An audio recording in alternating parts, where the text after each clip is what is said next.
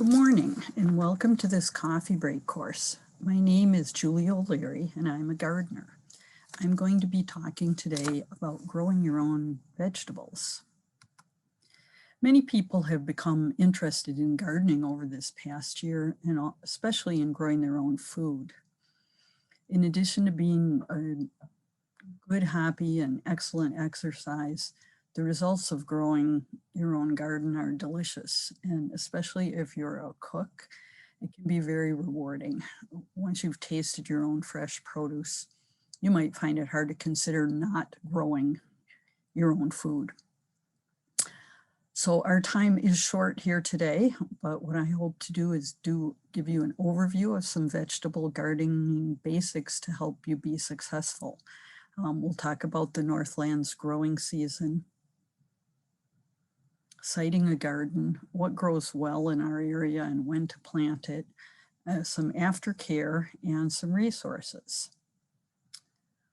So let's get started.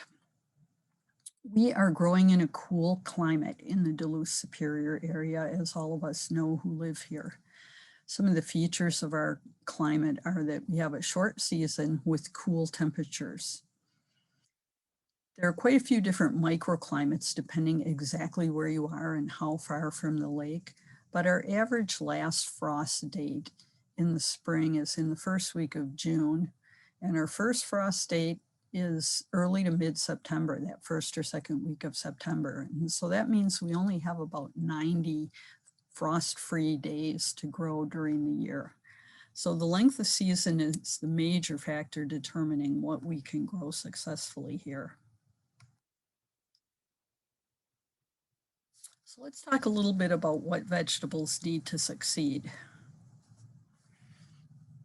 A sunny location is really important. If you're thinking of putting in a garden in your backyard, you're going to want to pick a spot that gets a minimum of 6 hours a day of sunlight, and that's really a minimum. You're going to want to avoid large trees, not only because of the shade that they throw, but because the roots will compete with the garden for nutrients and moisture. The kind of soil is important for a garden as well, and this can definitely be challenging in this region where we have a lot of clay soils. But you can improve your soil by adding organic matter, things like compost, manure, grass clippings, leaves. All of these will break down in the soil and help the soil hold water and nutrients better and increase what we call tilth. So the soil will be crumbly. After rain, you won't get that kind of hard pan on the top of it. So definitely add organic matter, whatever your soil is. Soil pH can be important as well, and I won't go into that a lot here other than to say that most vegetables grow well in a neutral to a slightly acid pH, and getting a soil test through your local extension office is a good idea when you're starting a garden. And you also want an area that's well drained, so plants are not sitting in water. Plant roots will rot in water, and you want to have good drainage.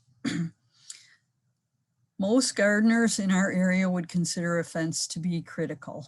Not only do we have deer, we have rabbits and other animals that are going to enjoy the things you're growing as much as you do. So a fence can be an investment of time and money, and what kind of a fence you need will probably depend on exactly where you are. You may be able to get by with a minimal fence initially, but need something more substantial if you decide you're going to be in it for the long haul. Vegetables can also be grown successfully in containers if you don't have a great spot in your yard or you don't want to dig something up. This is an assortment of vegetables that I've grown on my deck, and you'll see everything there from herbs to lettuce to tomatoes, and I've also got peppers in other containers. The biggest criteria is that the container be large enough. So you're going to want something that's about 3 gallons minimum. That has good drainage, so it has holes in the bottom, and you're going to fill it with a soil mix that also has organic matter. The soil mix is going to be just as important here as in your garden. And you do need to water container plants regularly, and this can become a chore in the summertime, but you can grow quite a few plants successfully in containers. So the vegetable crops generally fall into two categories: cool season and warm season crops. And I'll talk a little about both of them. Cool season crops tolerate cooler weather and soil temperatures. They can germinate in the soil at between 40 and 50 degrees, and air temperatures in that range as well are tolerated. Cool season crops can survive a light frost, and they may actually suffer in the summer heat and bolt or go to seed and become bitter. So these plants do well in our area. You can plant them generally starting in the early spring from 2 to 4 weeks before that last frost date. And generally, but not always, cool season crops are starting from seed. So some of the cool season crops are listed here, and they are broccoli, cabbage, kale, Brussels sprouts, and other cole crops in that family. Onions, and these top two would be crops that we might start from transplants as opposed to seed. Peas, lettuce, spinach, radishes, and potatoes. These are all cool season plants that will really thrive in our climate. Warm season crops can be grown here as well. They require more planning. They require warmer air and soil temperatures and grow best when the air temperature is above 70 degrees. So warm season crops, generally you're going to want to hold off until after the last frost date, especially if you're putting in transplants. You want to harvest while the weather is still warm. So you're going to plan to get these out of the garden before frost in the fall. Warm season crops can be grown from transplants or seed, but some of them have such a long season that it's really not practical to plant them from seed in the garden. And that would include tomatoes and peppers, which we would always put in as transplants in our area. Beans, corn, and cucumbers can all be grown from seed, and squash and melons, which can definitely be grown in our area, but do require a longer season, are generally started from transplants, but can also go into the garden as seed, especially the summer squashes like zucchini.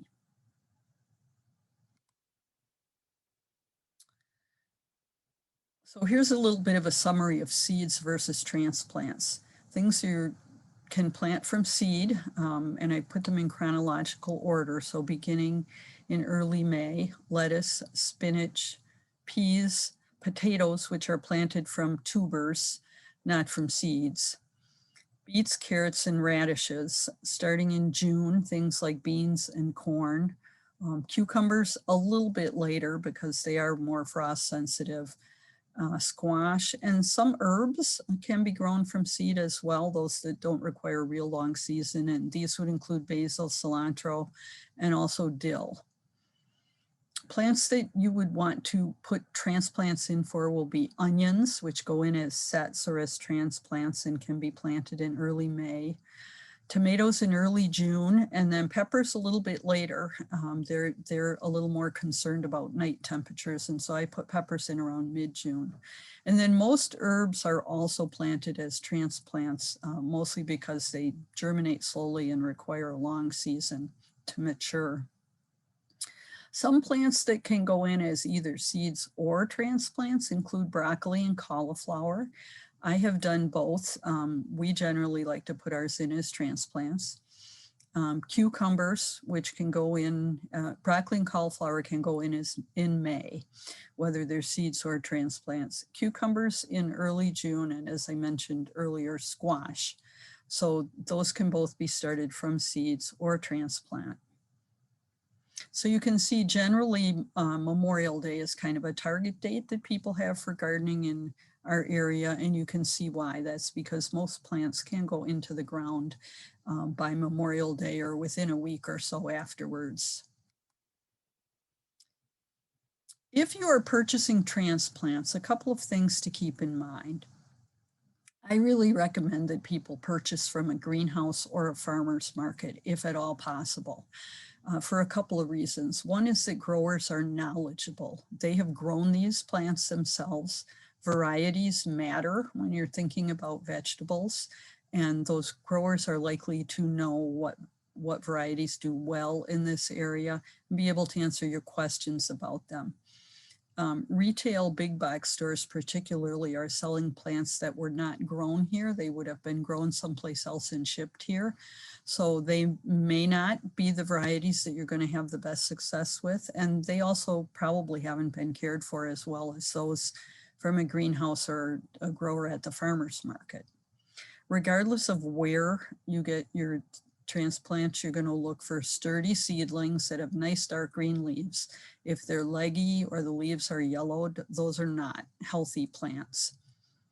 You're going to want to notice whether or not they've been kept watered. And the best way to do this, unless they're wilted, which will be obvious, is to look at the roots. And so I actually will turn the plants out of the containers, and you want to see white, healthy roots and that they're not really pot bound, meaning that they're really too big for the container that they're in. Most people tend to look for large transplants, but choosing smaller plants is going to mean that they'll have less transplant shock and adapt better in the garden. And all transplants need to be hardened off before putting out in the garden. So you don't want to take them home and put them right in the ground. You want to take them home and keep them out on the deck or maybe on your patio for a couple of days, bring them in the evening, and do this for maybe about a week before you put them in the ground. And that will help them adapt to the more difficult conditions that they're going to encounter outside than they would have been accustomed to in the greenhouse. So some things to keep in mind once you've got your seeds and transplants in the garden. First is protection from pests, and there will be many of these over the summer, but one to be concerned about initially is cutworms. And these are a worm that lives in the soil and comes out at night and feeds on newly planted seedlings. They'll snip your plants off right at the surface of the soil. It's easy to protect plants from cutworms by using what's called a cutworm collar. And you can see cutworm collars on the right side of this slide here. These are actually milk cartons that are cut into about 2-inch strips, and you put one around each seedling that you put in. Just push it down into the soil about 1 inch. You can also use paper towel tubes for these, and they only need to remain on the plants about a week or so until the plants get acclimated, and then you can remove them, and those stems will have toughened up enough to resist cutworm damage. It's important to water transplants and seeds well when they first go in the ground to make sure transplants are established and the seeds have even enough moisture to germinate. And once your seeds have germinated, thinning is important and often overlooked. Seed packages will have guidelines on them for how far apart the plants should be grown. And it can be really difficult to pull those beautiful little plants out of the ground after they've just come up, but it's important for the yield of the plant, particularly things like carrots and beets. If they're not thinned, won't grow to full size, and plants like beans can have disease because it's just too moist around them if you don't give them enough air circulation. Weed control is a summer-long undertaking, and it's really important in the garden as well. And you want to start early and keep weeds from competing with your plants. They will be competing for the same water, soil, nutrients, and sunlight as the plants. So keep weeds under control for a successful garden. And then I'm not going to talk a lot about fertilizer and insects and disease, but I will provide some resources on this. I'll just point out that fertilizer needs vary by plant, and the timing can be important. Some vegetables really don't need much in the way of fertilizer, and that would be things like lettuce and spinach. They're short season, they can get what they need from the soil. Others like tomatoes and squash, fertilizer can be important to getting a good yield off of them. And then insects and disease will happen, no doubt. These things are out there. What kind of problems there are from year to year can be very weather dependent. And so rather than talk much about those here, I'm going to give you some resources that will be helpful in dealing with these problems. Both the Extension Service at the University of Wisconsin and the University of Minnesota have excellent resources, fact sheets, information about disease and insects, pests that's very current, and you can find these resources online. The counties also have master gardener programs. These are volunteers that are available and can be contacted through your county extension office. We have a wonderful public television program in this area called Great Gardening. It comes on at Thursdays at 7 p.m. and there are usually a couple of experts on there who will answer questions and is something enjoyable to watch as well. So Great Gardening is something you might like to take in. And then I really suggest that people find a resource book that they like. There are many wonderful ones out there. You can find them at the library or in a local bookstore. And a good garden reference book is something that you'll get a lot of use out of. Last, I'd like to put in a plug for the Duluth Community Garden Program for those who live in Minnesota. It's located in the Damiano Center and has a lot of resources for gardeners, including garden plots to rent. If you don't have your own space, they have a tool library, they have an annual plant and seed sale, and just a good place to know about and be able to go to for help. So I hope I've given you some basics to help you get off to a successful start. I hope you have a good gardening season and enjoy your harvest.